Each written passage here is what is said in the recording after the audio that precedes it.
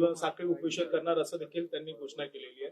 त्यामुळे माझी दोन्ही समाजाला माझी विनंती आहे की शासन दोन्ही समाजाच्या हिताचा विचार करेल.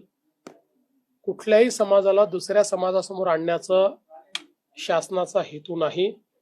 त्यामुळे कोणावर अन्याय करून कोणाला देण्याचा प्रश्न नाहीये. दोघांचे प्रश्न आम्ही सोडवणार आहोत. त्यामुळे ओबीसी समाजानेही हे लक्षात ठेवावं की कुठेही त्यांच्यावर अन्याय आम्ही होऊ देणार नाही. आणि मराठा समाजाने हे लक्षात घ्यावं की आम्हीच सोडवलेत सगळे प्रश्न, दुसरे कोणी सोडवले सांगावं कोणी सोडवलेले आहेत. मराठा समाजाचे प्रश्न आमच्या सरकारशिवाय, म्हणजे मी मुख्यमंत्री असताना, शिंदेजी मुख्यमंत्री असताना तेव्हाच सुटल्यात. बाकी कधी सुटले प्रश्न, आणि आम्हीच सोडवणार आहोत. ही आंदोलनं शमलेली आहेत. महाराष्ट्रातच मराठा आंदोलन नेमकं का उद्भवलं? मुळामध्ये ही जी सगळी आंदोलनं होती त्या लोकांना हे लक्षात आलं की ईडब्ल्यूएस आल्यानंतर त्यांचा प्रश्न बऱ्यापैकी त्या ठिकाणी सुटलेला आहे. आपल्याकडे कदाचित ती ईडब्ल्यूएस ची मानसिकता तयार झाली नाही आणि त्याच्यामुळे काही प्रश्न कॉम्प्लिकेटेड आहेत. पण आता आपण तोही प्रश्न सोडवलेला, आपण आरक्षण दिलेलंच आहे आणि कोर्टात अजूनही ते टिकलेलं